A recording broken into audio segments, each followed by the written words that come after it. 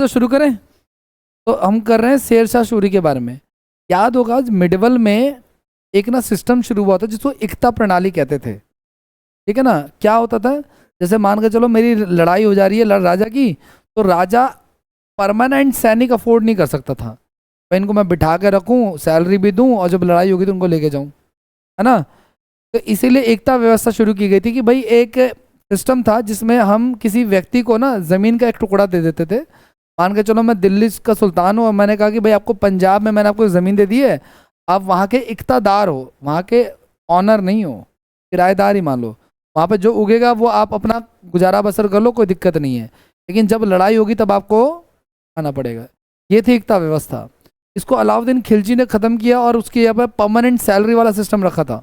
याद होगा अगर, क्योंकि घोड़ों को दागना, सैनिकों का हुलिया रखना और सैलरी देना। भाई देखो, युद्ध ना हो तो सैनिक को सैलरी देना बड़ा भारी पड़ता है, जैसे भारत सरकार को भारी पड़ रहा होगा। तभी तो उन्होंने कहा कि भाई आखिरी युद्ध कब लड़ा भारत ने?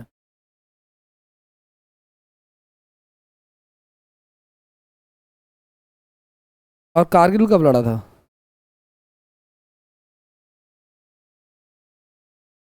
99। कारगिल वॉर कब लड़ा है? लास्ट वॉर क्या है? कारगिल है। उसके बाद से तो नहीं लड़ा। 99 में, जहाँ तक मुझे नॉलेज है 99। तो 99 से 2009 से 2019, 20-25 साल हो गए। कोई युद्ध हमने, तो जब कोई युद्ध नहीं लड़ा तो भी तो हम सैनिक को सैलरी दे रहे हैं ना। और हमारी जो सेना है वो दुनिया की तीसरी, थर्ड लार्जेस्ट, फोर्थ लार्जेस्ट बड़ी आर्मी है, एक्टिव आर्मी। 13 लाख सैनिक है यहाँ पे। भारतीय सेना में कितने सैनिक हैं? लगभग 13 लाख। तो गवर्नमेंट, अच्छा, हर साल 1 लाख सैनिक लगभग रिटायर होते हैं और इतनी भर्तियाँ होती हैं। तो रोकने के लिए, कॉस्ट कटिंग के लिए ये अग्निवीर वाला स्कीम ला दिया, है ना। तो सरकार को भारी पड़ा। प्लस में आपको पता है कि आप जब सरकारी नौकरी में लोगे हो तो आपको पेंशन नहीं मिलेगी, लेकिन आर्मी वालों को पेंशन मिलती है। तो रिटायरमेंट के बाद भी गवर्नमेंट को देना पड़ता है उनको, ये कहानी है। तो ये चीज़ है।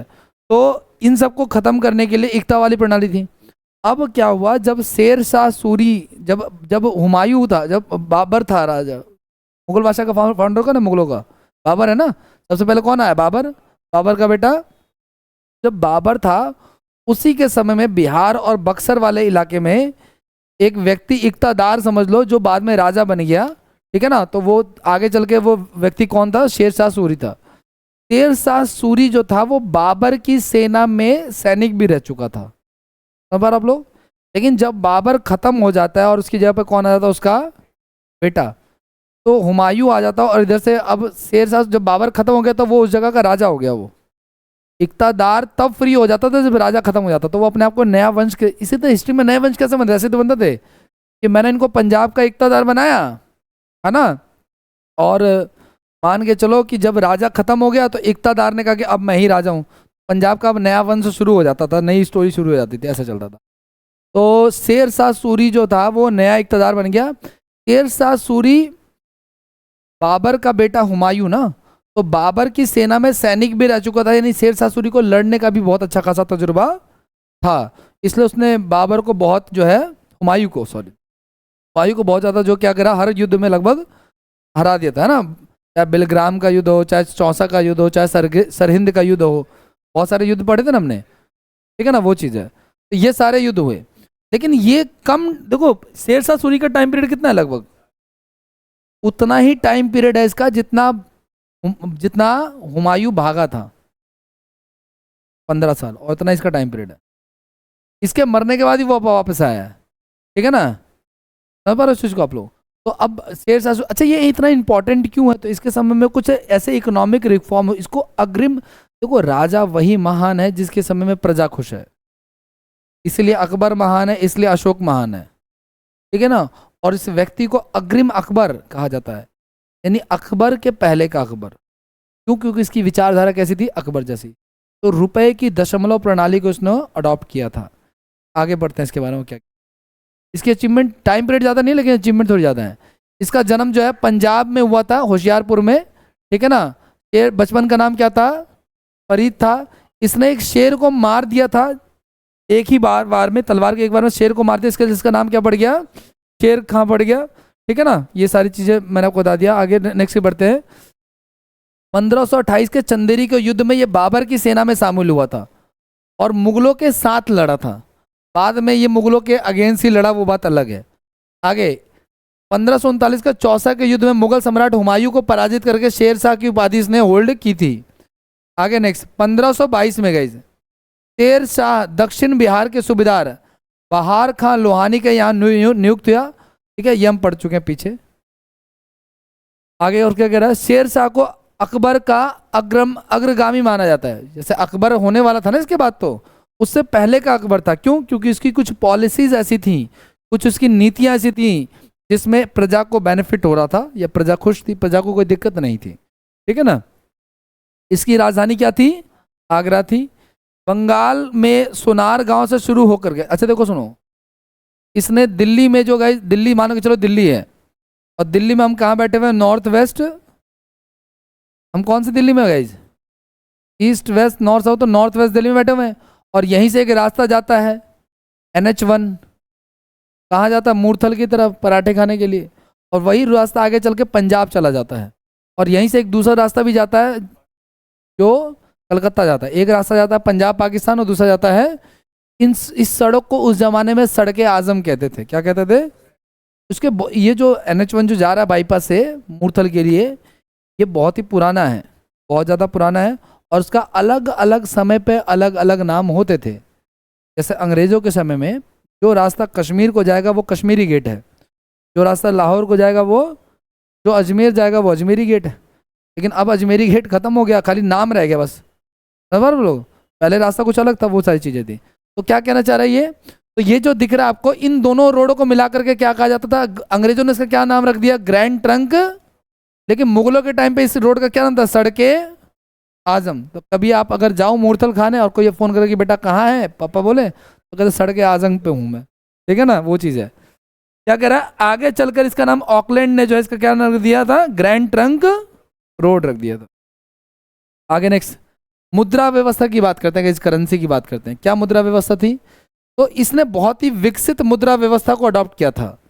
इसने पुराने घिसे पिटे सिक्कों के स्थान पर शुद्ध चांदी का रुपया चलाया। रुपया टर्म जो है वो इसी का देन है ना।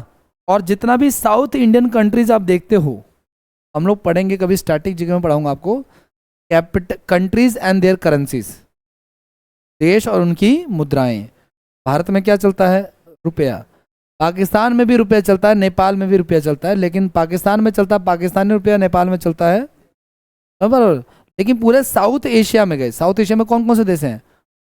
भारत, पाकिस्तान, श्रीलंका, म्यांमार, बांग्लादेश, है ना, है ना, वो नहीं। ठीक है, तो ये साउथ एशिया में ही सारे आते हैं, ये सारे सारे चार से। ठीक है ना। तो यहाँ पे सब में रुपया ही चलता है ऑलमोस्ट। श्रीलंका में चलता है श्रीलंकन रुपया, बस एक बांग्लादेश को छोड़कर। बांग्लादेश की करेंसी क्या है? टका, टका कहते हैं उसको। बांग्लादेश में क्या चलता है? टका चलता है। बाकी सब में क्या चलता है? रुपया चलता है। ठीक है ना। तो रुपया टर्म गिवन है किसकी? और इसने चलो ठीक है आगे बताऊंगा। और तांबे का भी इससे सिक्का चला, जिसका क्या नाम था? दाम कहते थे उसको। ठीक है ना। शेर शाह द्वारा जारी किए गए रुपए के बारे में स्मिथ ने लिखा है कि यह रुपया वर्तमान की ब्रिटिश मुद्रा प्रणाली का आधार है।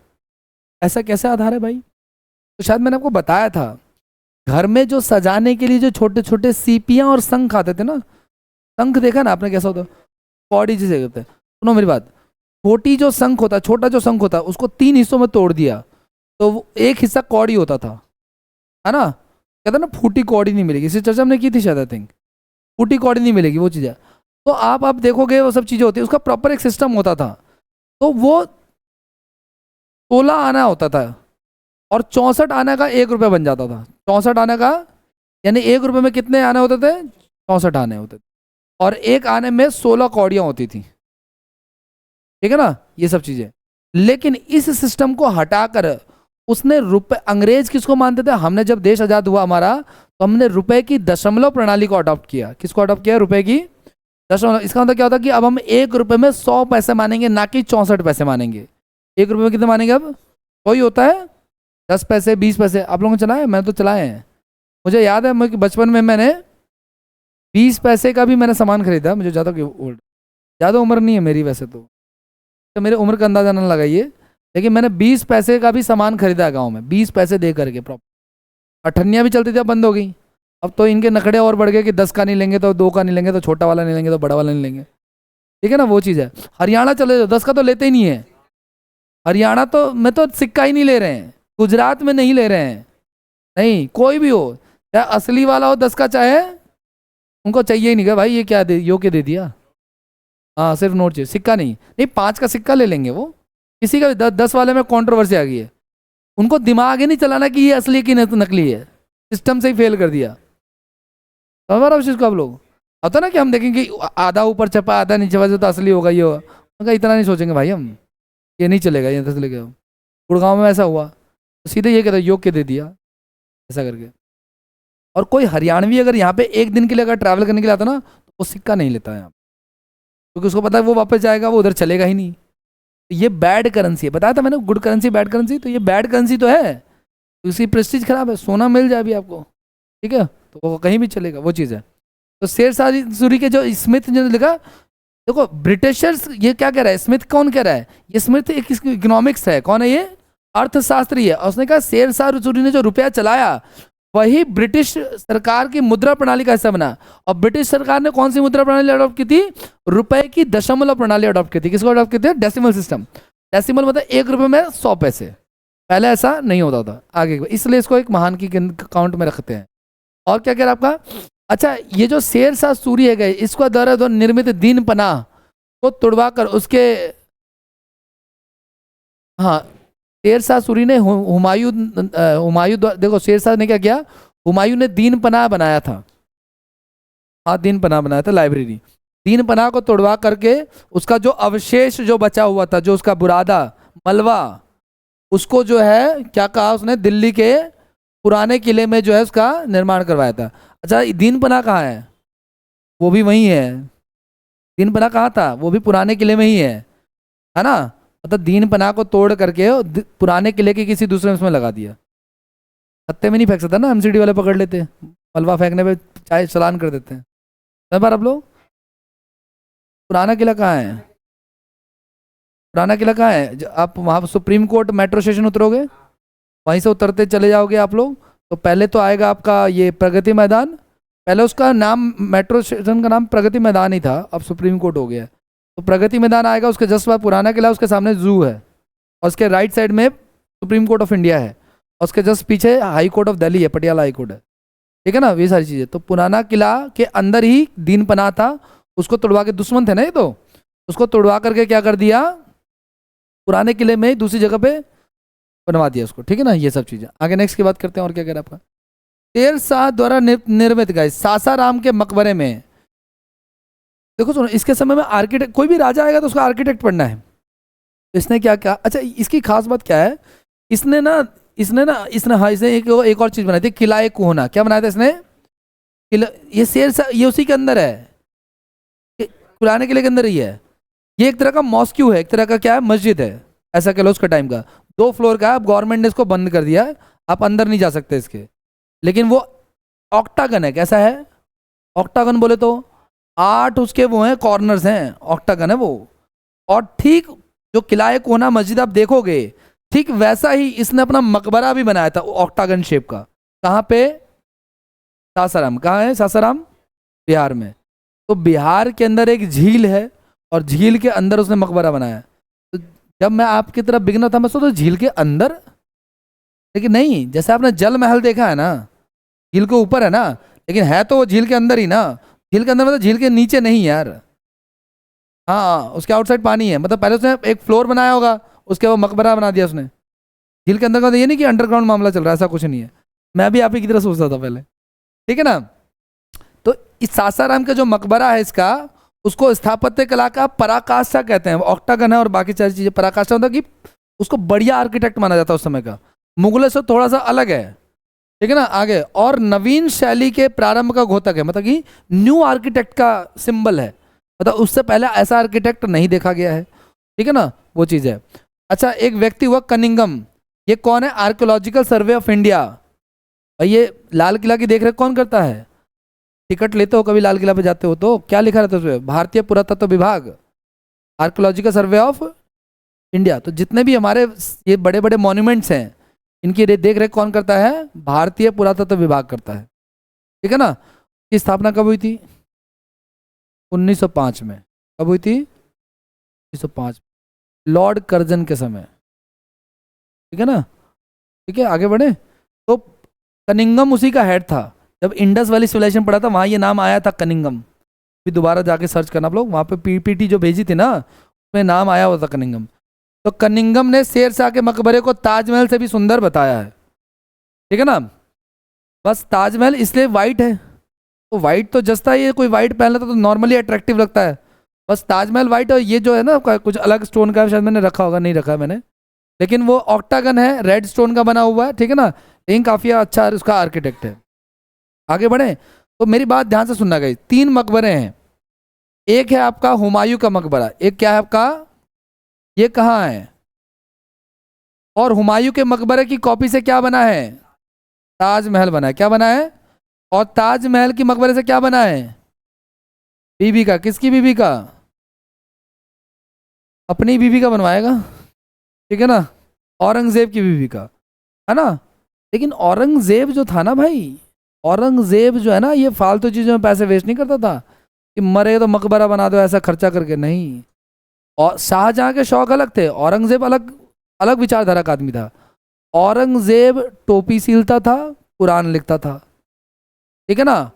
टोपी सिलता था और कुरान लिखता था, और उसका कहना था कि जो टोपी सिल करके कुरान लिख करके जो पैसा मैं कमाऊंगा उसी से मेरी कब्र बनेगी।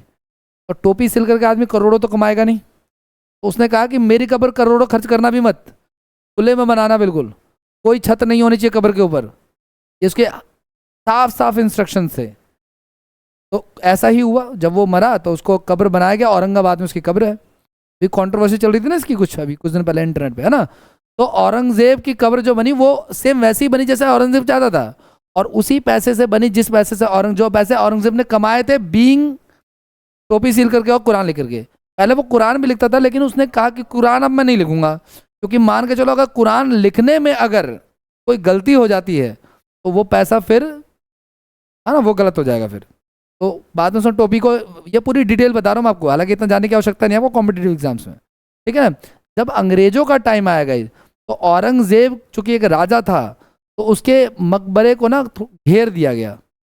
अभी भी उसका मकबरा खुले में ही है, मतलब छत नहीं है, लेकिन जो घेरा गया वो अंग्रेजों के द्वारा उसको घेरा गया, ताकि एक बॉर्डर निश्चित हो सके, इंक्रोचमेंट ना हो जाए, कोई कब्जा ना कर ले या ऐसा कुछ, ठीक है ना। और संगमरमर का इस्तेमाल किया गया। लेकिन जहाँ पे उसकी कब्र है उस कब्र के ऊपर अभी भी नॉर्मल मिट्टी है, उसके कब्र के ऊपर संगमरमर नहीं है, घेरा गया है, उतने एरिया में होता है। समझ पा रहे हो आप लोग, वही यही चीज़ है। और छत अभी भी खुली है, और जिस गुरु को मैं मानता है उसके जस्ट बगल में उसकी कब्र है वहाँ पे।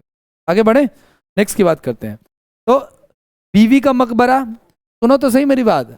औरंगजेब की बीवी ने कहा कि हुजूर आपके पिताजी तो अपनी वाइफ के लिए इतना बढ़िया बना के, आप भी कुछ करो। तो उन्होंने कहा पगली तुम मर तो सही, मैं बनाऊंगा तेरे लिए। तो उसकी बीवी जो है वो मरती है, औरंगजेब कहता है कि तुम मर गए, अब क्या करना है, खर्चा इतना क्या करना है। तो वो जो मकबरा बनाता है और ताजमहल जैसा ही होता है, लेकिन वो संगमरमर और ये सब खर्चा नहीं करता, वो तो पीओपी वाला हिसाब, ठीक है ना, सस्ते में काम चला देता है। तो बीवी का मकबरा किसकी कॉपी है, ताजमहल, ठीक है ना, ये चीज़ है। और ये जो शेरशाह सूरी का मकबरा है, इसको कनिंगम ने क्या कहा है, ताजमहल से भी ज़्यादा सुंदर कहा है। कनिंगम कौन है, आर्कियोलॉजिकल सर्वे ऑफ इंडिया का उस समय का, है ना, ऐसे कह लो आप। औरंगाबाद, आगे की बात करें अब, इसके बाद नया राजा कौन आ जाता है, इसके पीछे का नेम रिलेट कर चुके हैं। ये जो शेरशाह सूरी है गाइस, इसकी डेथ हो जाती है जब वो कलिंजर के किले पे अटैक करता है। किला कहाँ है, हाइट पे। शेरशाह सूरी कहाँ से अटैक कर रहा है, नीचे, तोप फायर करता, तोप वहीं फट जाता है, और उसमें उसकी शेरशाह सूरी क्या हो जाती है, उस तोप का नाम है आग्नेय अस्त्र। क्या नाम है उस तोप का, आग जैसा फेंकता भाई साहब, एक तोप 35 किलोमीटर दूर फटती थी जाकर के। मतलब यहाँ से चलाऊंगा तो आनंद विहार रेलवे स्टेशन उड़ा दूंगा, इतना पावरफुल तोपें होती थी वो। समझ पा रहे हो उस चीज़ को आप लोग, जितने भी राजाओं के हल्के मत लेना उन तोपों को, कैसे कि नकली है, नकली नहीं है, ठीक है ना। अगर उसके आगे आ जाओगे तो आनंद विहार पहुंच जाओगे सेकंड में, हाँ वो चीज़ है। और बिना रॉकेट के आसमान में अगर सीधी चला दी तो, ठीक है। तो मैंने पता किया था 35 किलोमीटर डिस्टेंस जाकर वो गोला फटता था, इतनी पावरफुल होती थी वो तब, ठीक है। तो ये सारी चीज़ें, तो आग्नेय अस्त्र, अब इसकी डेथ हो जाती है, वो तो फट जाता है किसी कारण से, उसका इसके साथ ट्रेजिडी हो जाती है। उसके बाद फिर वो कम बैक कर लेता है, कौन, बाबर का बेटा हुमायूं, और 1 साल जीता है 55 से 56, फिर उसकी डेथ हो जाती है। इन बिटवीन किसका जन्म हो चुका है? अकबर का, है ना। तो अब नेक्स्ट राजा किसके बारे में पढ़ने वाले हैं? अकबर के बारे में पढ़ने वाले। अकबर का मतलब शाब्दिक अर्थ महान होता है गाइस। अच्छा, इसका जन्म हुआ 15 अक्टूबर 1542। दिन भी याद रखना, बड़े आदमियों लोगों का दिन भी याद रखना होता है। आपको नहीं पता एग्जाम में जवाहरलाल नेहरू का राशि तक पूछ रखी है एग्जाम में। जवाहरलाल नेहरू की राशि क्या है? राशि ऐसा जैसा होता है मकर राशि, हॉरोस्कोप यार, वो राशि तक पूछी हुई एग्जाम में। एक पूछा था ना, डीजे वाले बाबू गाना किसने लिखा है? एमटीएस में क्वेश्चन आया था, डीडी में। हाँ, किसने लिखा है? अच्छा नहीं, ये क्वेश्चन आया है अभी जस्ट अभी अभी, ज़्यादा पुराना बात नहीं है। डीजे वाले बाबू गाना किसने लिखा है? अब मीम बन गया इस पे तो बहुत तगड़ा वाला, आप सर्च कर लेना।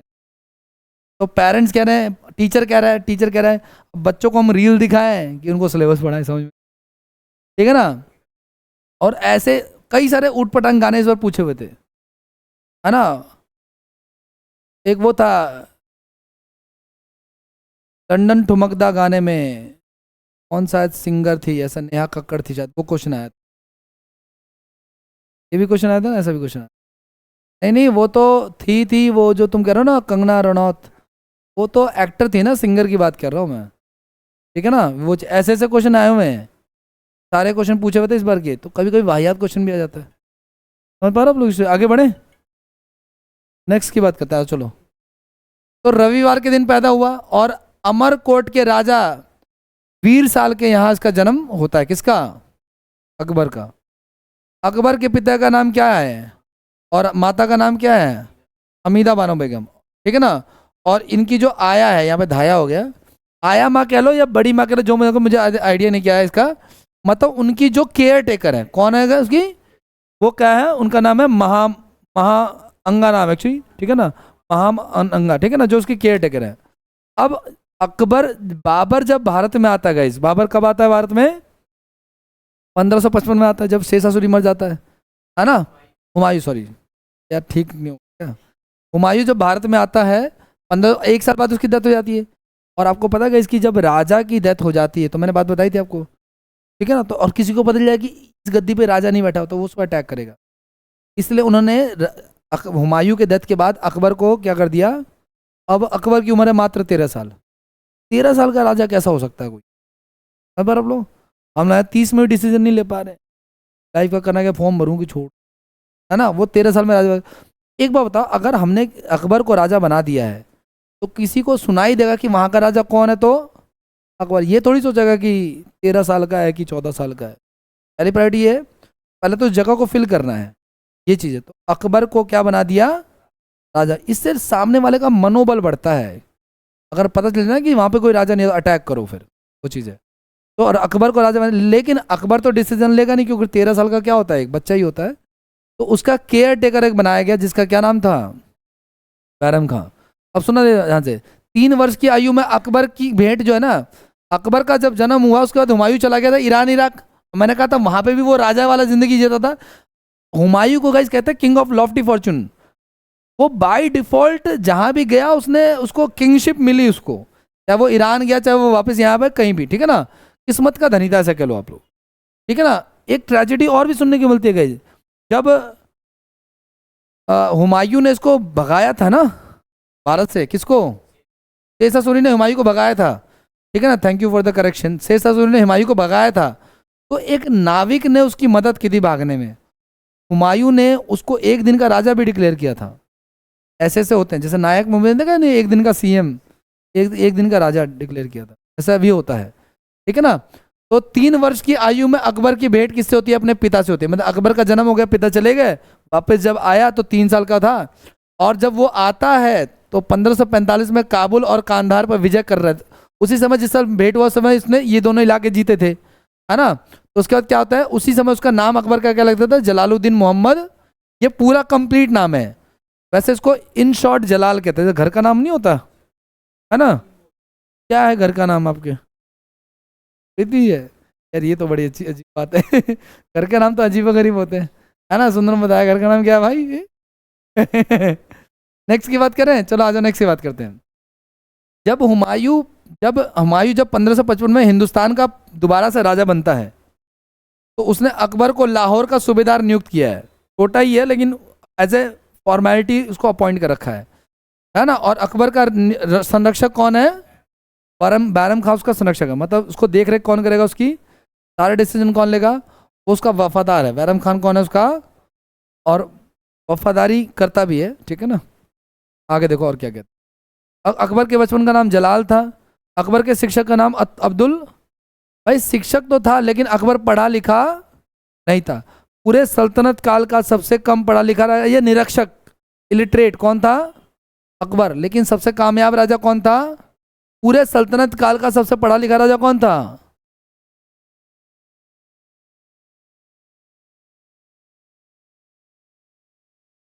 मोहम्मद बिन एमबीटी। पूरे सल्तनत काल का सबसे पढ़ा लिखा राजा और सबसे फेलियर राजा भी। सबसे सबसे कम पढ़ा लिखा या नहीं पढ़ा लिखा राजा और सबसे ज़्यादा कामयाब भी, ठीक है ना। ये उल्टा हिसाब किताब है, ठीक है। हुमायूं की मृत्यु के बाद दिल्ली और आगरा का दोबारा से जो है ना, जब हुमायूं की डेथ हुई तो दिल्ली और आगरा पे दोबारा से सूरवंश का, शेरशाह सूरी तो मर चुका है, उसी के जो खानदान वाले हैं जो फैल गए थे वो दोबारा से जो है अधिकार कर लेते हैं। सूरवंश का एक राजा है, उसने हेमू को भेजा है कि जा भाई तू कैप्चर कर ले। क्यों? क्योंकि हुमायूं तो मर चुका है।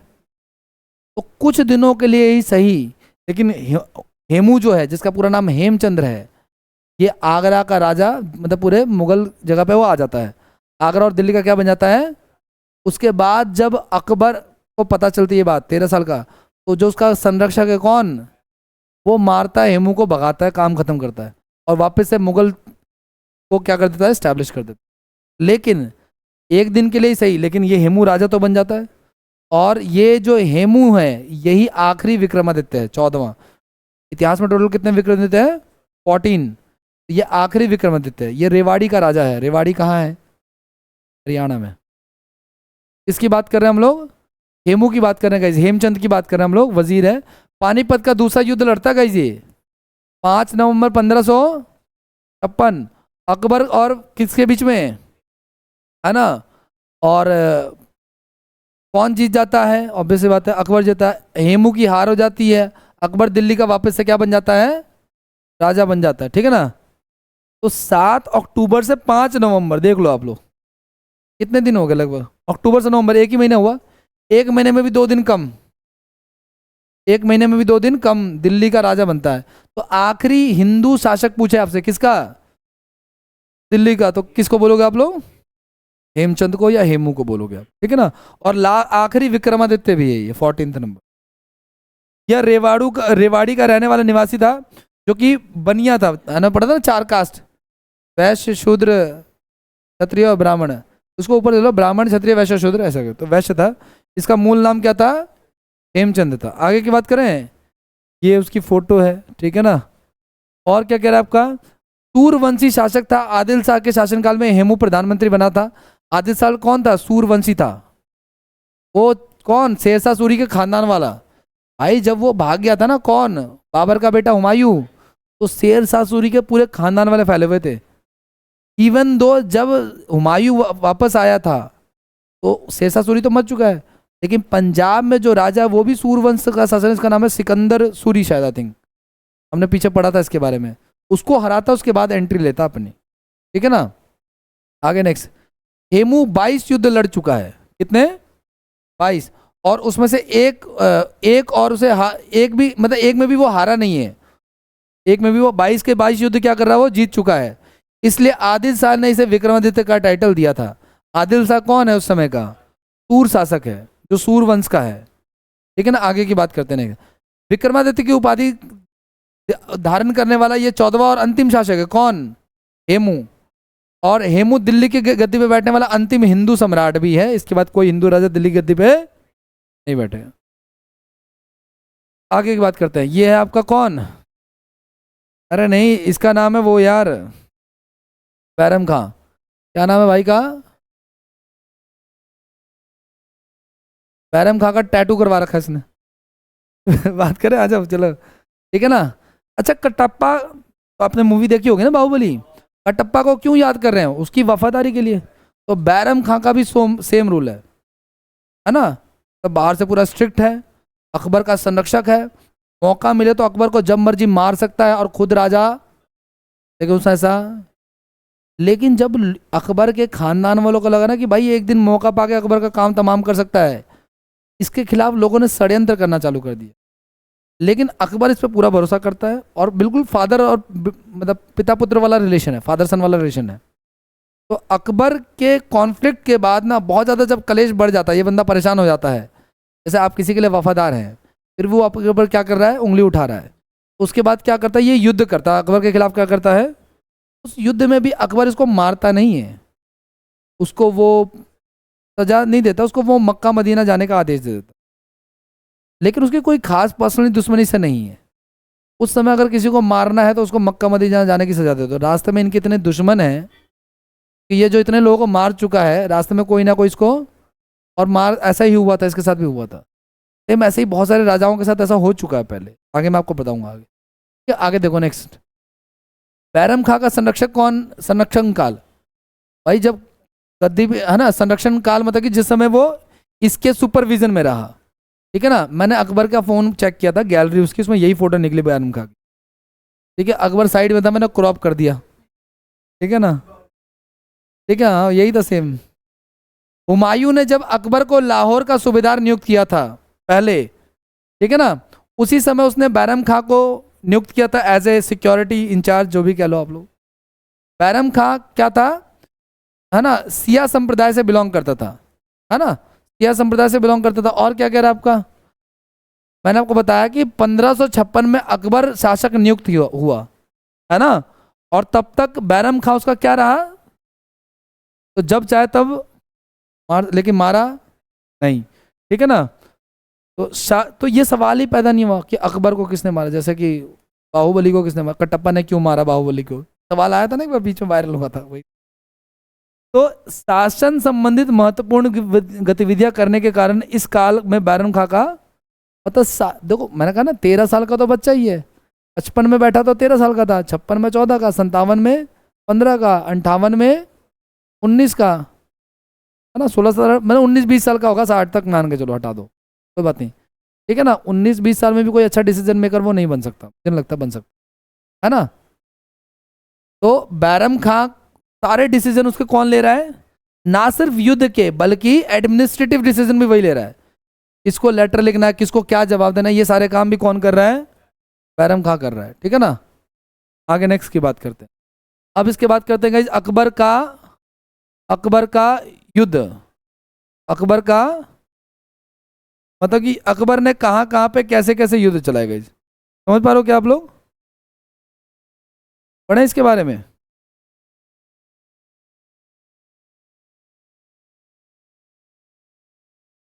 चलो आ जाओ। तो अकबर की अगर हम बात करें ना गाइस, तो सबसे पहले अकबर ने जो है ना, जो अपने अभियान चलाए, अभियान मतलब समझ रहे हो, युद्ध अभियान चलाए, उसमें सबसे पहले उसने अभियान चलाया मालवा पे। किस पे अभियान चलाया इसने, where is Malwa, Malwa central India में है गाइस। कहाँ पे है मालवा, सेंट्रल इंडिया में। और बिजनेस के पॉइंट ऑफ व्यू से बड़ा जरूरी है, बिजनेस के पॉइंट ऑफ व्यू से बड़ा, तो सबसे पहले कहाँ पे अटैक करता है, मालवा पे। और अकबर नहीं जाता है, किसको भेजता है वो, नहीं बैरम खां खत्म, 60 के बाद बैरम खां खत्म। बैरम खां कैसे खत्म हुआ भाई, 60 जब हो, 1560 जब आया, अकबर की फैमिली में जो उसकी जो मदर थी, जो केयर टेकर थी, उसको लगा कि बैरम खां कहीं इसको मार ना दे और बाकी कोई दिक्कत ना कर दे, इसलिए उसको भड़का करके, है ना, सास बहू टाइप सीरियल देख देख के उनका दिमाग खराब हो चुका है, और उसको भड़का करके बैरम खां की छुट्टी कर देते हैं।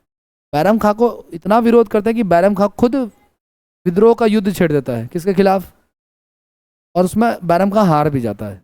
लेकिन अकबर उसको मारता नहीं, उसको छोड़ देता है और उसको मक्का मदीना जाने का आदेश। लेकिन एक बैरम खान कहा भाई इतना मैंने किया तुम लोगों के लिए, तुम लोग ऐसे करोगे मेरे साथ यार, तो कहते एक काम करो मेरे बेटे को ना सरकारी नौकरी दो, ठीक है ना।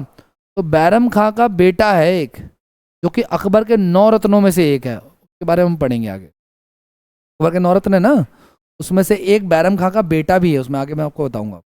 आगे बढ़े, चलो नेक्स्ट की बात करते हैं। अब बात करते हैं अकबर के युद्ध अभियान। किसकी बात करते हैं? युद्ध। तो भाई अकबर ने ऐसा कोई इलाका छोड़ा ही नहीं, पूरा का पूरा दिख रहा ना, कोई एरिया सारा कैप्चर किया है, ठीक है ना। सबसे पहले, हाँ साउथ में भी सबसे पहले कैप्चर करता कहाँ पे? साउथ में उतना नहीं है लेकिन अभी बताऊंगा आपको।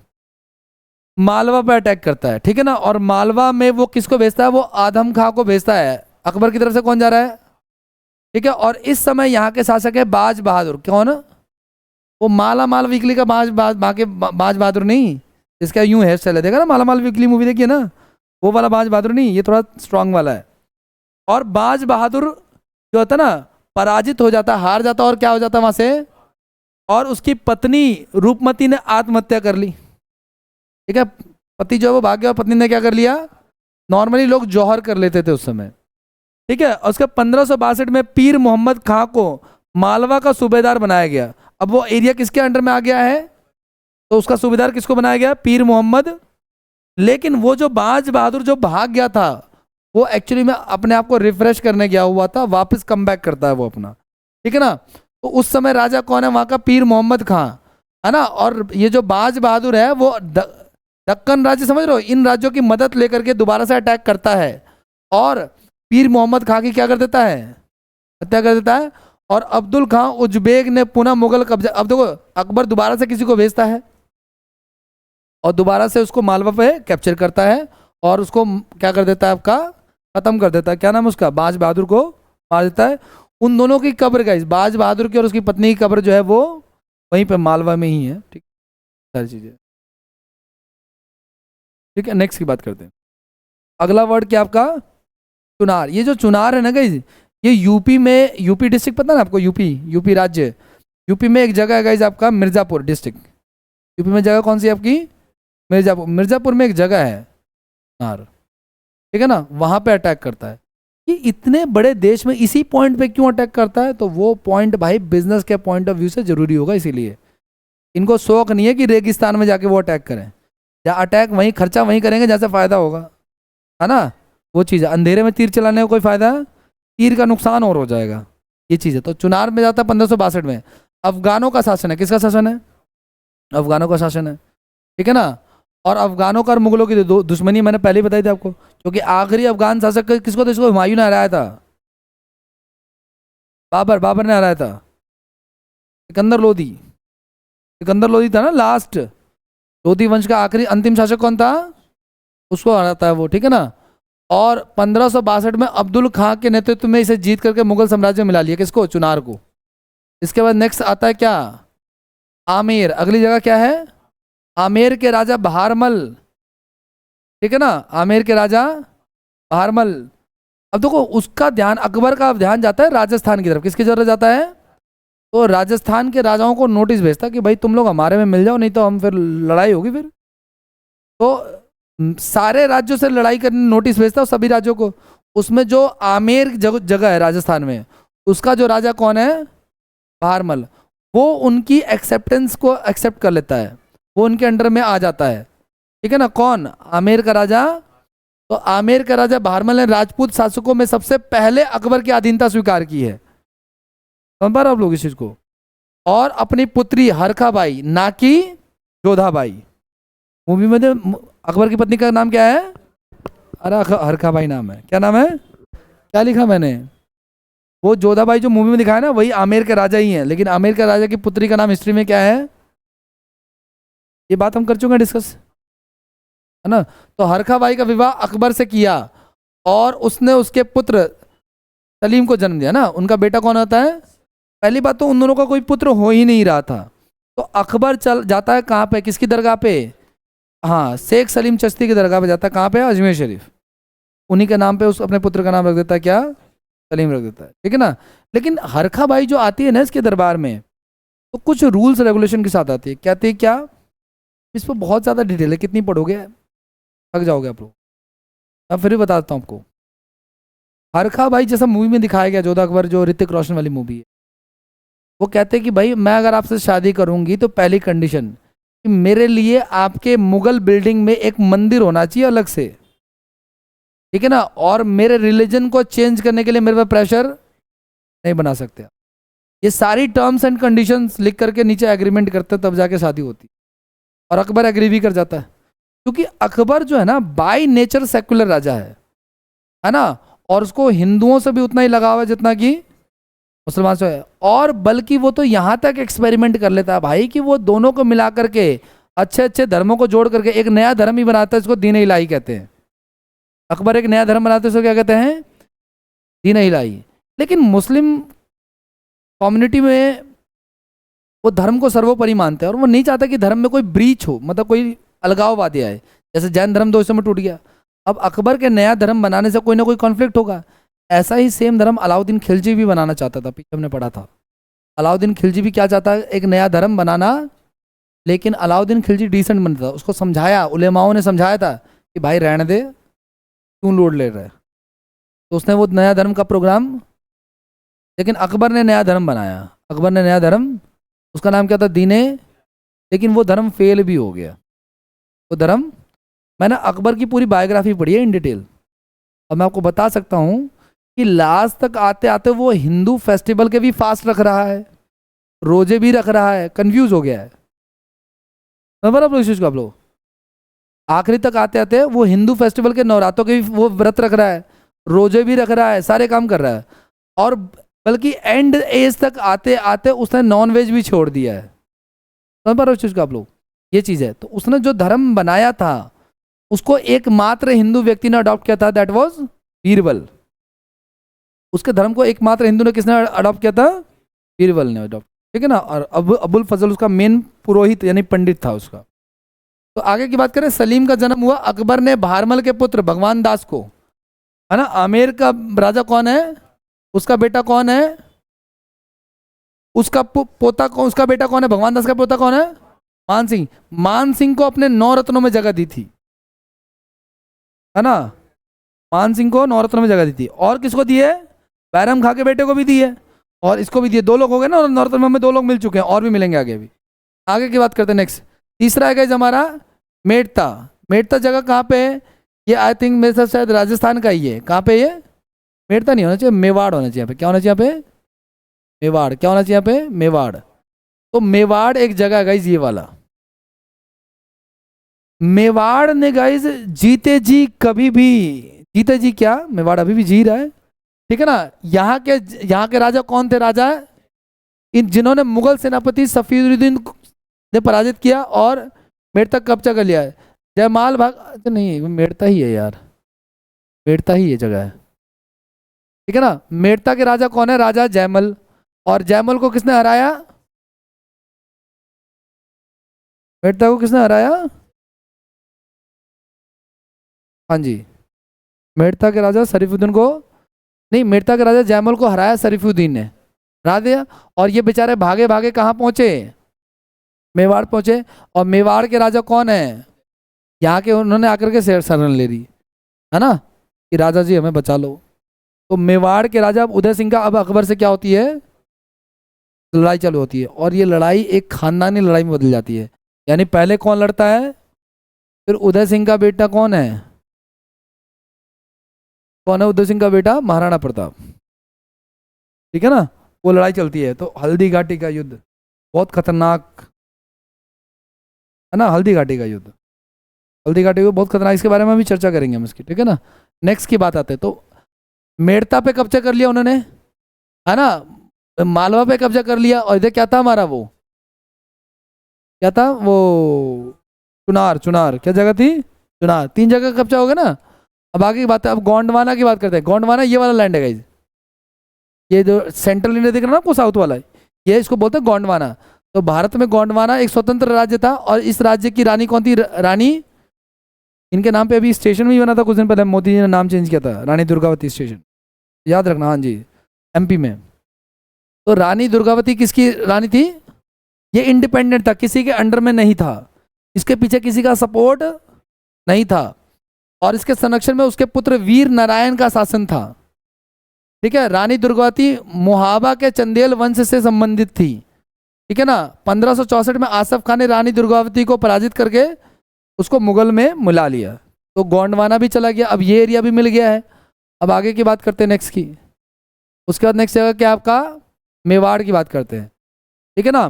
तो 1567 में अकबर ने मेवाड़ की राजधानी चित्तौड़ पर आक्रमण किया। 1567 में, 56 में तो हो ही चुका था, पीछे जो हमने पढ़ा था मेड़ता वाली जगह पर, उसका दिया गया।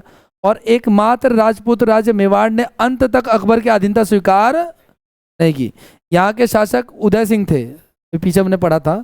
1568 में चित्तौड़ पर मुगलों द्वारा अधिकार कर लिया गया बाद में, लेकिन ये लड़ाई चलती रही, ठीक है ना, ये लड़ाई काफ़ी समय तक चलती रही। इसके बारे में आगे अभी पढ़ेंगे, आएगा थोड़ा बहुत। हाँ, ये देखो, ये मैंने लिखा हुआ है यहाँ पे। अब इसी में आता है battle of Haldi Ghati guys. भाई 1576 में हल्दी घाटी में महाराणा प्रताप और मुगलों के बीच में, उदय सिंह के पुत्र का क्या नाम है, महाराणा प्रताप, तो उनके बीच में हल्दी घाटी का युद्ध होता है। महाराणा प्रताप के घोड़े का नाम चेतक है। इस युद्ध में प्रताप की हार होती है, लेकिन उन्होंने कभी अकबर की अधीनता स्वीकार, मतलब कि ये लड़ते रहते हैं लॉन्ग टर्म तक, जैसा भी होता है, ठीक है ना। और मैंने कहा ना, हल्दी घाटी को कभी आपने देखा वीडियो वगैरह में, तो हल्दी घाटी ऐसा है इसकी, दो पहाड़ों के बीच में एक रास्ता संकीर्ण सा, ऐसा कह लो आप, उसमें आने जाने के लिए एक ही पैसेज है, एक ही रास्ता है, ठीक है ना। या तो तुम आ जाओ, जैसे एक छोटी सी गली नहीं होती वैसे, या तो आप आ जाओ या चले जाओ। उसमें वो लोग खौलता हुआ तेल लेके बैठे हुए थे मुगलों के लिए, समझ, अटैक करने के लिए। मुगलों के लिए महाराणा प्रताप वाले जो बैठे हुए थे, वो बैठे हुए थे, गर्म पानी खौलता होता, ये सब डाला जाता था उनके ऊपर, ठीक है ना। और ये सब कुछ डालने के बाद जो है, उनको जब मुगल सेना वहाँ से भागी, उनका मोराल डाउन था, तो वापस लगभग 20 किलोमीटर भागी वहाँ से। उसके बाद फिर वह अकबर के सपोर्ट में दोबारा आए, दोबारा युद्ध चला काफ़ी समय तक, फाइनली जो है वो कैप्चर चला। लेकिन महाराणा प्रताप के जो बेटे थे ना, उन्होंने भी इस लड़ाई को कंटिन्यू रखा था। बाद में ये लड़ाई औरंगजेब जहांगीर के टाइम जाके सेटल डाउन हो गई, ये एरिया सेटल डाउन हो गया था। अगला आपका जगह क्या, आपका रणथंभौर गाइस। तो पहले था मेवाड़, फिर था आपका क्या, मालवा, सॉरी यहाँ पहले था मालवा, फिर था आपका चुनार, फिर था आपका मेड़ता, फिर था आपका गोंडवाना, अब आपका रणथंभौर। राजस्थान पे धीरे धीरे कैप्चर हो रहा है। रणथंभौर, यहाँ पे सूरज नारायण का शासन था। किसका शासन था? यहाँ का राजा वो था, वो हार गया, चलो ठीक है। इसका नेक्स्ट है कलिंजर, यहीं पे तो हुई थी ना शेरशाह सूरी की डेथ, कलिंजर के किले पे, ठीक है ना। ये इसी के आसपास का इलाका कहीं का, यूपी और इसके आसपास का। यहाँ पे राजा रामचंद्र का शासन था, बोल वंश था एक्चुअली, ठीक है ना। हाँ, एग्जैक्ट मुझे नहीं पता, शायद मे भी क्या पता हो। राजा रामचंद्र का शासन था, और इन्होंने मुगलों को सौंप दिया, मतलब ये खुद ही इन्होंने अधीनता स्वीकार कर ली, ठीक है गया। उसके बाद मारवाड़, बीकानेर, जैसलमेर का एक ही साथ नंबर लगा दिया अकबर ने, इसका मारवाड़ का, बीकानेर का, और इन सबको इन्होंने स्वेच्छा से ही क्या कर दिया, अकबर की अधीनता। भाई जो हाल मेवाड़ का हुआ, महाराणा प्रताप का हुआ, उसको देखते उन लोगों ने पहले ही क्या कर लिया, उसको इतना लोड नहीं लेंगे, टैक्स दे देंगे और शांति से जीवन व्यतीत करेंगे। आगे की बात, विक्ट्री ऑफ गुजरात। अब उसके बाद तो अकबर पहले कहाँ अटैक करता है? मेवाड़ पे, सॉरी पहले कहाँ अटैक करता है? पहले मालवा पे, फिर आपका चुनार पे, फिर आपका मेड़ता पे, फिर आपका मेवाड़ पे, फिर आपका रणथंभौर पे। अब उसके बाद ये इंपॉर्टेंट है गाइस, गुजरात पे जब अटैक करता है कब? 1500, तो उसने ना गुजरात के जो लोग हैं ना, राजा वाजा, उन्होंने उसकी अधीनता स्वीकार कर ली। हाँ,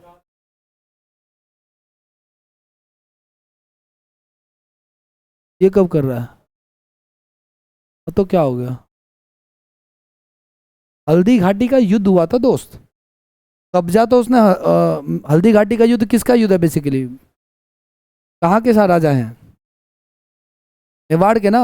और हम पीछे पढ़ा ना कि जब उदय सिंह की डेथ हुई ना, उसके बाद मेवाड़ पे कब्जा कर चुके थे। महाराणा प्रताप चुपचाप से अटैक कर रहे थे, मेवाड़ के लिए स्ट्रगल कर रहे थे। तो हल्दी घाटी का युद्ध लेट होता है, उनका युद्ध साइड बाय साइड चल रहा है, और अकबर के जाने के बाद अकबर के बेटे से चल रहा है। वो लड़ाइयाँ तो चलती रहती हैं, उसका वो अपना रोकेगा काम थोड़ी, आगे वो काम करता है। तो गुजरात पर अटैक करता है, और गुजरात को जब ये जीत लेता है ना गाइस, तो पहली बार वो वहाँ पे समुद्र देखता है। पहली बार क्या देखता है अकबर? समुद्र देखता है, और अंग्रेजों से भी मिलता है, ठीक है ना, अंग्रेजों से भी मिलता है। और उसी खुशी में वो फतेहपुर सीकरी में, हाँ फतेहपुर सीकरी, आगरा से कुछ किलोमीटर दूरी पे, वहाँ पे एक दरवाजा बनाता है जिसको बुलंद दरवाजा कहते हैं। किसकी किसकी जीत की खुशी में? गुजरात की जीत की खुशी में वो क्या बनाता है, फतेहपुर सीकरी शहर उसी ने बसाया है। किसने बसाया है? और वो उसकी धार्मिक राजधानी भी है। मतलब वो जो बताया था दीन इलाही जो नया धर्म है, उसका सारा काम वहीं पे होता था। जितने धर्म के गुरु थे सारे वहीं आते थे, वहीं डिबेट होता था। ठीक है ना। ये सारी चीजें आगे बढ़े।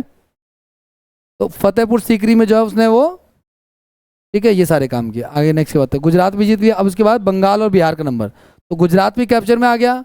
अब उसके बाद क्या, बंगाल और बिहार वाला इलाका। ठीक है ना। इसको इस पे यह अभियान मुनीम खान खाना के नेतृत्व में होता है और यहाँ के शासक थे दाऊद खान। बिहार और बंगाल पहले एक था गाइज, बिहार और बंगाल पहले क्या था, एक था। बाद में इसको अंग्रेजों के टाइम पर अलग किया गया है। ठीक है, अंग्रेजों के टाइम को बिहार से बंगाल से अलग किया गया है। फिर बिहार को 2000 में झारखंड से अलग किया है। ठीक है ना। पहले ये पूरा का पूरा इलाका बंगाल वाला बिहार वाला सब एक ही होता था ये। अब तो 36 राज्य बन गया ना, सारा पहले एक ही में आता था, काउंट होता था। अब उसके बाद है आपका काबुल। अभी अकबर ने ये सारे इलाके जीत लिए। अब किस तरफ चला जाता है वो, बाहर। कहता अब यहाँ से नहीं, अब आगे। तो काबुल चला जाता है। और अकबर ने काबुल अभियान के समय में यहाँ के राजा मिर्जा हकीम था, जो कि अकबर का सौतेला भाई था। अंततः मान सिंह के नेतृत्व में काबुल पर कब्जा कर लेता है। मान सिंह कौन है, पोता। किसका पोता है, भारमल। भारमल का पोता। भारमल कहाँ का राजा है, राजस्थान का राजा है। भारमल कहाँ का राजा है, जिसकी बेटी का नाम हरखा बाई है ना। मालवा का शासक कौन है, मालवा का ना, मालवा माल आमेर का राजा, सॉरी, आमेर का राजा भारमल है ना भाई। तो मान सिंह बहुत ही खतरनाक आदमी है। मान सिंह बहुत ही खतरनाक आदमी, बहुत ज़्यादा खतरनाक। इसके बारे में बताऊंगा अब इसके चर्चे। कश्मीर पे जाता है अकबर। कहाँ चला जाता है इसके बाद, अब क्या कश्मीर पे जाता है। अकबर ने कश्मीर विजय करने के लिए राजा भगवान दास को भेजा और कासिम खां के नेतृत्व में सेना भेजी, जिससे कश्मीर का राजा यूसुफ खां जो है वो हार गया और कश्मीर पे भी इनका कब्जा हो गया। ठीक है ना, क्लियर आपको। आगे बढ़ जाए तो पूरा इलाका अब किस में आ चुका है, ऑलमोस्ट मुगल एम्पायर में आ चुका है सारा जो है वो, उसमें आ चुका है। नहीं क्या हुआ, सिंध और आगे चला जाता है, सिंध की तरफ, जो पाकिस्तान का इलाका है ना ये वाला, ये सिंध में आ जाता है। आगे क्या कह रहा है आपका, 1591 में अब्दुल रहीम के नेतृत्व में सिंध को जीत करके मुगल साम्राज्य में मिला लिया जाता है। आगे की बात कर, अब दक्कन की बात करते हैं। दक्कन में पहले तो गोंडवाना लैंड था ना, अब दक्कन ये पूरा वाला इलाका और नीचे वाला इस तरफ जाता है। अकबर पहले मुगल सम्राट थे जिन्होंने दक्षिण भारत के खिलाफ अभियान किया। मतलब मुगलों में इससे पहले कोई भी साउथ की तरफ नहीं आया। दक्षिण भारत में उस समय 4 राज्य थे। कौन कौन से, खानदेश, अहमदनगर, बीजापुर और, तो केवल खानदेश ने अकबर की अधीनता स्वीकार की थी, बाकी सब लड़े होंगे। ठीक है ना, ये सारी चीज़ें क्लियर है, समझ गए आप लोग। ये जितनी चीज़ें आपने देखी ये सारी चीज़ें देखिए। तो सबसे पहले बात करते हैं किसकी, सबसे पहले बात करते हैं अकबर ने कहाँ पे अटैक किया। सबसे पहले कहाँ पे अटैक किया, मालवा पे। तो मालवा पे कितने, कौन से सन में अटैक किया था, नो आइडिया। मालवा का राजा कौन था, मालवा का राजा कौन था, कौन बहादुर, बाज बहादुर है ना। और बाज बहादुर को मारा, उसकी पत्नी ने सुसाइड कर लिया। फिर बाज बहादुर कम बैक करता है, ये सारी बातें होती हैं। मालवा के बाद फिर कहाँ पे चला जाता है वो, है चुनार चला जाता है। उसके बाद कहाँ चला जाता है वो, चुनार चला जाता है। और चुनार के बाद फिर कहाँ चला जाता है, आमेर, राजस्थान की तरफ मूव करता है वो। आमेर के राजा कौन है, भारमल। आमेर के राजा कौन है, और इनका एक बेटा और एक बेटी है। बेटी का क्या नाम है, अरखा बाई, और बेटे का नाम क्या है, सलीम। अरखा बाई और भगवान दास, आई थिंक सो। कौन है,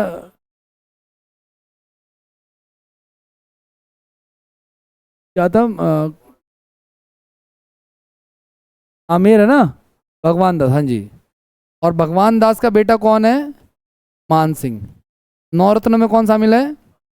अब आमेर के बाद चौथे पे आ जाओ। तो पहले मालवा चला गया, फिर चुनार चला गया, फिर कहाँ चला गया वो, आमेर चला गया। अब उसके बाद चला जाता है कहाँ पे, गोंडवाना। कहाँ चला जाता है, गोंडवाना चला जाता है। गोंडवाना में कौन, गोंडवाना एक इंडिपेंडेंट राज्य है। और गोंडवाना की रानी कौन है, रानी दुर्गावती। रानी, हिस्ट्री में बताओ ना जी दुर्गावती कौन है। रेलवे स्टेशन का नाम चेंज कर दिया तो पता तो होना चाहिए ना कौन है भाई। ठीक है, दुर्गावती को हराते हैं ये लोग, गोंडवाना पे कैप्चर कर लेते हैं। ठीक है ना, दुर्गावती को हराते हैं, फिर उसके बाद कहाँ चलाता है, साउथ में। अब राजस्थान में वापस आएगा ना वो। उसका मेड़ता, मेड़ता एक जगह देना। मेड़ता के राजा भागते हैं और मेवाड़ पे चले जाते हैं। उसके बाद फिर नेक्स्ट किसके पास जाता है वो, मेवाड़ पे जाता है। मेवाड़ से लड़ाई होती है 1565 में, आई थिंक शायद मेवाड़ पे कैप्चर कर लेते हैं लोग। लेकिन मेवाड़ की लड़ाई चलती रहती है साइड में। जैसे हल्दी घाटी का युद्ध कब होता है, हल्दी घाटी का युद्ध कब होता है, इंपॉर्टेंट है, ध्यान रखना। उसके बाद मेवाड़ के बाद आगे की बात करते हैं और क्या हो सकता है। मेवाड़ के बाद गुजरात, मेवाड़ से बाद ना राजस्थान के और जैसे ना, जैसे बाड़मेर, जैसलमेर, ये सब, बीकानेर, इन सबको एक ही बार में लपेट देता है, सारे के सारे अधीनता स्वीकार कर लेते हैं। ठीक है ना, ये खत्म हो गया। उसके बाद कहाँ चला जाता है वो वापस से, गुजरात। गुजरात में भी अधीनता हो जाती है, खुश होकर के वो फतेहपुर सीकरी में बुलंद दरवाजा बना देता है। ठीक है ना, ये सारी चीज़ें। उसके बाद आपका बिहार बंगाल की तरफ मूव करता है वो।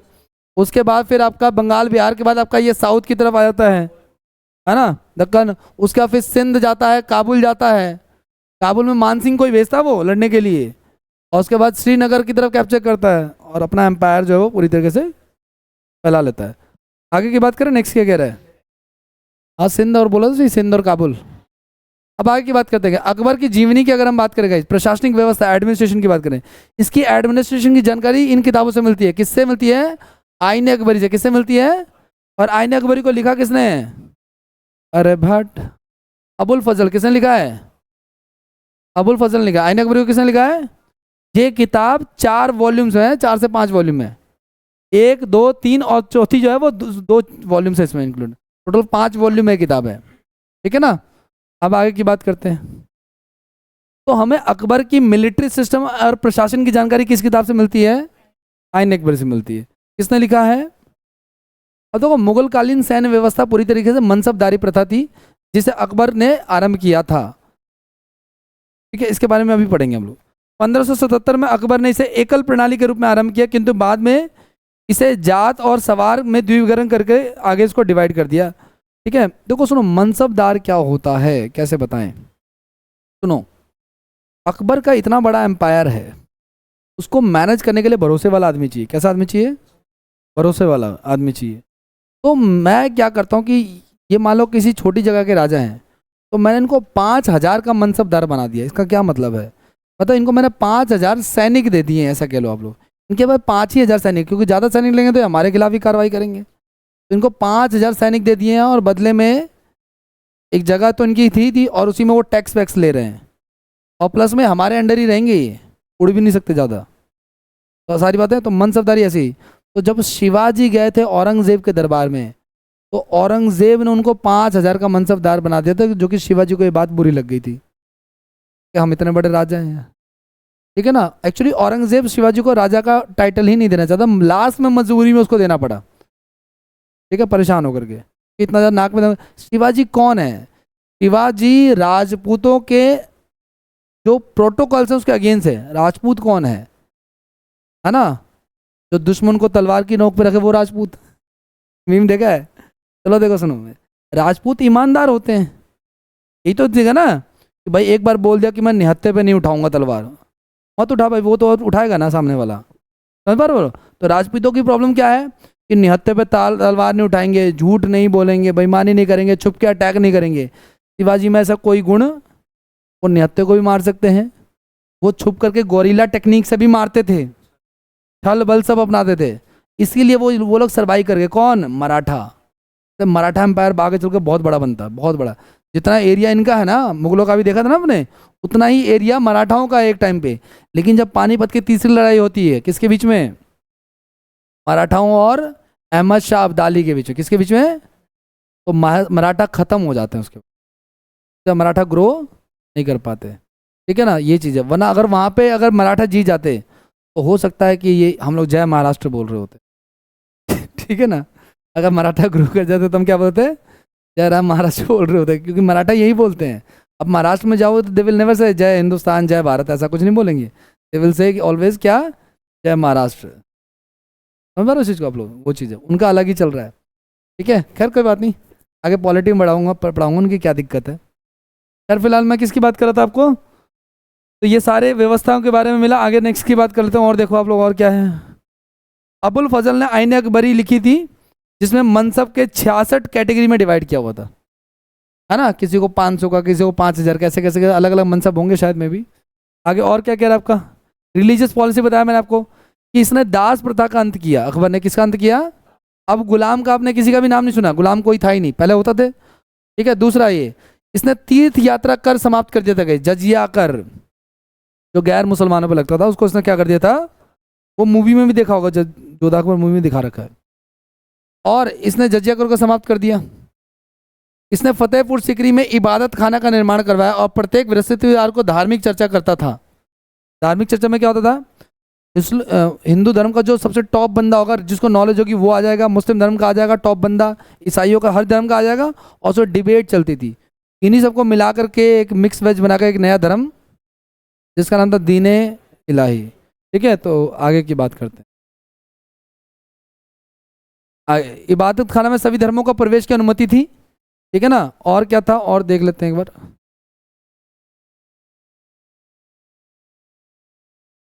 नेक्स्ट की बात करते हैं, और देखो अकबर ने इसी दौरान में पुर्तगाली और ईसाइयों को लाहौर और आगरा में चर्च बनाने की अनुमति दे दी थी। पहली बार मतलब इंडिया में चर्च बनाने की कंडीशन अकबर के टाइम पे शुरू हो गई थी। आगे की बात करें, नेक्स्ट क्या कह रहा है। 1569 में गाइज 79 में मजहर की घोषणा की थी। अब ये मजहर क्या है, मजहर शायद आई थिंक ना एक तरह का ना कुछ टैक्स से रिलेटेड कुछ था ये, है ना। मतलब कि मजहर में ना टैक्स को, रिलीजन को लेकर कुछ फ्रीडम था एक्चुअली, धर्म को लेकर कुछ क्या था, फ्रीडम था। ठीक है ना, और देखो आप लोग 1582 में दीन इलाही धर्म की स्थापना की। ठीक है ना, इसका अन्य भी नाम है तहकीक इलाही भी कहते हैं इसको। और इसमें इसने क्या कहा, ये एक ईश्वरवाद को मानता था, मतलब एक ईश्वर को मानता था। ठीक है, दीन इलाही धर्म को स्वीकार करने वाला प्रथम और अंतिम हिंदू, एकमात्र हिंदू जिसने दीन इलाही धर्म को माना, वो कौन था, बीरबल था। नेक्स्ट की बात करते हैं, और क्या है आपका। हाँ, 9 रत्नों में से एक था बीरबल, यस।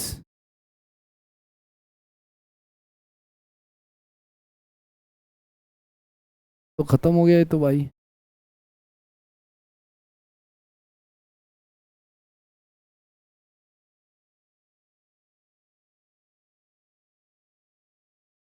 अब अकबर के जो 9 रत्न है ना, गलत पीडीएफ पढ़ा दी, कोई नहीं, नहीं मैंने इसकी अच्छी पीपीटी बना रखी थी, वो गलत से ना दूसरी वाली खुल गई। कोई दिक्कत नहीं है, वैसे तो कवर अप हमने सारा कुछ कर लिया है। अब अकबर के 9 रत्न की बात करते हैं। तो जैसे हमने पढ़ा कि राजा के सपोर्ट के लिए, राजा अकेले सारे काम नहीं कर सकता, उसको हेल्प करने के लिए बहुत सारे लोग होते थे असिस्ट करने के लिए। उसी में से जैसे हमने पढ़ा था कि मध्यकालीन में 40 सरदारों का ग्रुप होता था, जैसे तुर्काने चहलगामी कहते थे। ऐसे ही अष्ट दिग्गज, शिवाजी के टाइम पर अष्ट दिग्गज, अष्टप्रधान, ऐसे ही और होते थे। तो अकबर के टाइम पर 9 रत्न होते थे, और उस 9 रत्नों में जो मेन मेन लोग आते थे, उसके बारे में आप लोग देख लो, बाकी और कुछ खास रह नहीं गया इसमें। और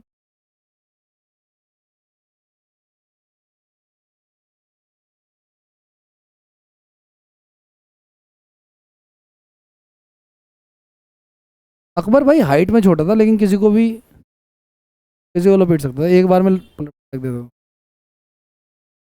खुराक भी, डाइट भी अच्छी थी, मैंने पढ़ा था इसकी डाइट।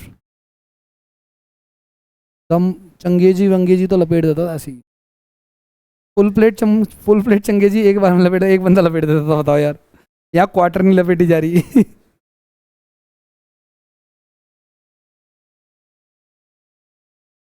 और इसके लिए जो खानों की जो वो होती है, तो मैं राजा है तो फिर राजा जैसे खाने खाएगा ना, भाई तरह थोड़ी रोटी सब्जी खा, भिंडी की रोटी।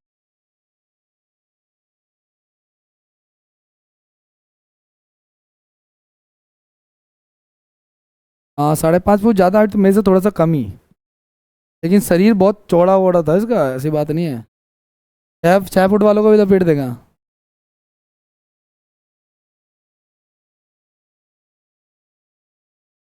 देखो राजा के ऊपर कभी भी मुसीबत आ सकती है, तो राजा अपने आप को हमेशा तैयार करेगा।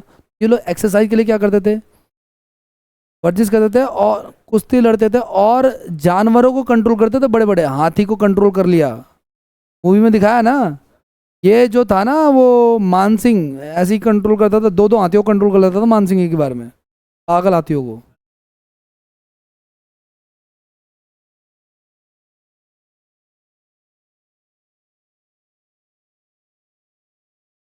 Guys, ये हमारे नौरत्न है ना, बीरबल, अबुल फजल, तानसेन, फैजी, अब्दुल रहीम खानेवाला, टोडरमल, मानसिंह, मुल्ला दो प्याजा और हकीम मुकाम। ठीक है ना।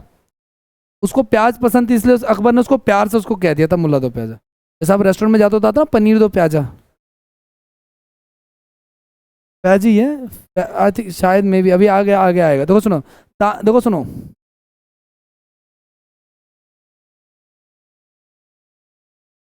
तानसेन है भाई पहला है ना। तानसेन का असली नाम क्या है? तानसेन का असली नाम है रामतनु पांडे। क्या नाम तानसेन का असली नाम? रामतनु पांडे। और काफ़ी ज़्यादा सिंगर है, पता ही है आपको। इसका मकबरा वगैरह वहीं पे इसको टाइटल दे रखा था, ये आप लोग पढ़ लेना, टाइम थोड़ा कम है। अब एक बंदा कौन है? मान सिंह, ये आमेर का राजा भारमल का पोता है और सर्वाधिक युद्ध ये लड़ता है, जीतता भी यही है।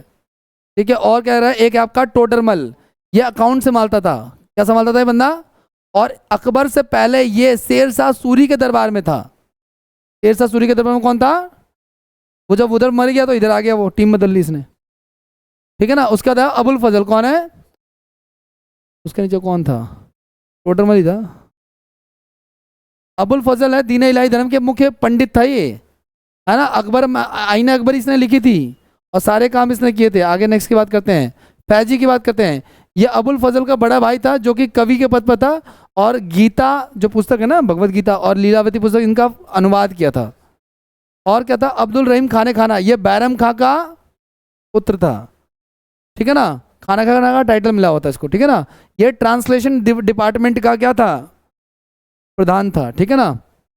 और क्या आपका हकीम हुकाम, ये बावर्ची था, है ना। और क्या, बस यही है सारा का सारा खत्म।